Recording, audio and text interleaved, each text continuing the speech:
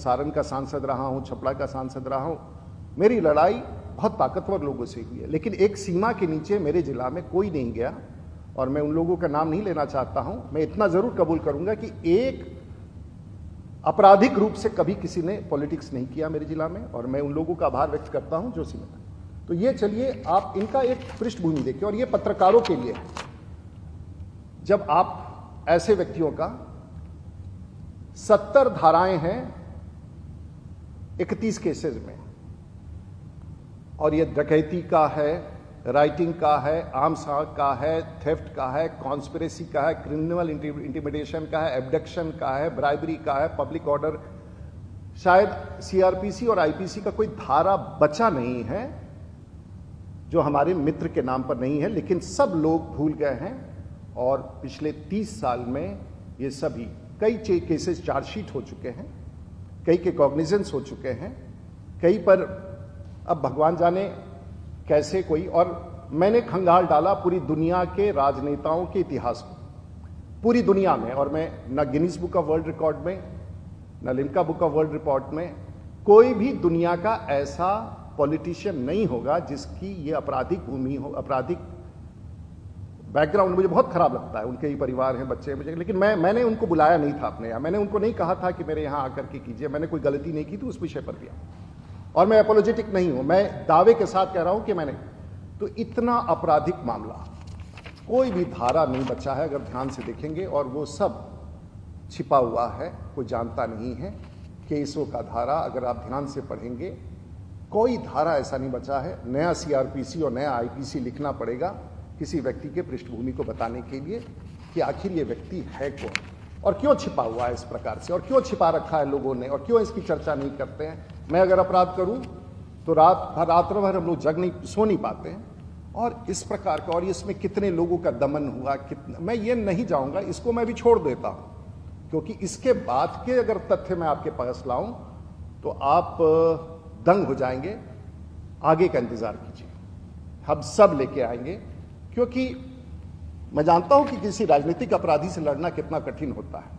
आपके ऊपर भी हो सकता है, आपके परिवार के ऊपर भी खतरा हो सकता है, मित्रों पर हो सकता है, पत्रकारों पर हो सकता है, लेकिन एक और बात है जो छिपाया गया है। 2014 में आप लोकसभा का चुनाव लड़े, जीत गए, लेकिन उस समय आपने 19 केसेस छिपा के रखे थे। 17, 18, 19, 25 अनुसंधान का क्रम जारी है, और आपने एफिडेविट में गलत दिया था। उस समय अगर आपके इस खिलाफ कोई न्यायालय में जाता तो शायद, लेकिन ये जांच का विषय है, इस पर मैं टिप्पणी, लेकिन आपने सत्यों को छिपाया था। तो मोटे तौर से आपके ऊपर अभी तक मधेपुरा में 6, पूर्णिया में 11, पटना में 29, जो स्पेशल कोर्ट में जो केसेस भेजे गए हैं 29, दरभंगा में 1, गाजीपुर उत्तर प्रदेश में 1, सहरसा में 2। पता नहीं, सरकार इस समय तो सबकी सरकार थी, आज की सरकार नीतीश कुमार जी की सरकार नहीं थी, सुशील मोदी जी नहीं थे, तारकिशोर प्रसाद नहीं थे, सबकी सरकार थी। और ये 1990 के बाद से, और मैं बताना चाहूंगा कि जब आप सांसद बने, मैं भी उसी वर्ष उस विधानसभा में जीत के आया था 27 साल की उम्र में। मैंने कभी आपसे किसी प्रकार का व्यवहार नहीं किया। आप राजनीति कर रहे थे, करे, सरकार का काम है देखना, लेकिन आपने आके एक ऐसा आरोप लगाया जो मेरे मन को झंझोड़ दिया। मुझे मन नहीं, मेरे मन को नहीं झंझोड़ा, मेरे पूरे पॉलिटिकल फ्रेटर्निटी में एक आपने ऐसा शब्द डाल दिया जो शायद मैं कतई स्वीकार नहीं कर सकता था। मजबूरी में ये मैं प्रेस कॉन्फ्रेंस कर रहा हूं कि तथ्य, और ये भारतीय जनता पार्टी का नहीं है, राजीव प्रताप रूडी का, और ताकि ये रिकॉर्ड पर है, कभी भी इस लिंक को उठा के कोई देख सकता है। मैं इसके बाद जानना चाहूंगा, आप बहुत अच्छे आदमी हैं, आप मोरल कीपर है, कॉन्शियंस कीपर हैं, तो एक वीडियो आपको दिखाना चाहूंगा। इसके बाद जो है B9 तक तो दिखा दिया।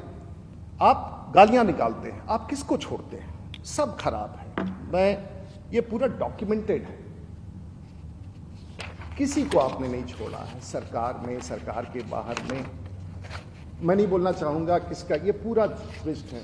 उत्तर प्रदेश के मुख्यमंत्री, बिहार के मुख्यमंत्री सड़क पर ला देंगे, दिखा देंगे। डॉक्टरों के बारे में कोई ऐसा आदमी नहीं बचा है धरती का जिसको आपने अपमानित नहीं किया है, रंजिश नहीं किया। और आप संत हैं और बाकी सब अपराधी हैं, पूरे भारतवर्ष के नेता अपराधी हैं। भारत के स्वास्थ्य मंत्री अपराधी हैं, गृह मंत्री के बारे में आपने बोला और कहा कि इसे जेल भेज देना चाहिए, अपराध करना चाहिए, इसका हम अंतिम संस्कार करेंगे। आपने ऐसी सी बातें कही, किसी ने प्रतिकार नहीं किया, हमने भी नहीं किया।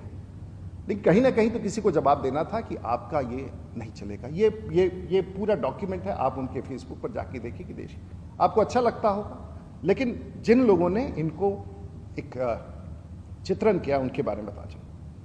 अब इसके बाद मैं एक छोटा सा विजुअल देना चाहूंगा जो इनके बारे में मैंने नहीं कहा।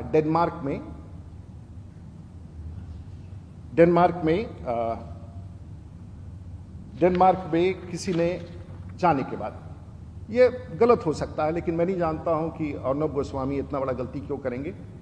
आप देख ले इसको, 30 सेकंड का है, सिर्फ याद कराने के लिए कि ऐसे भी लोग हमारे राजनीतिक जीवन में हमारे सलाहकार हैं और हमें कॉन्शियस कीपर, हमें गाइड करते हैं पॉलिटिक्स के बारे में, राज्य शासन को, मुख्यमंत्री को। ये आप सुन लीजिए, 10 सेकंड का है, उसके बाद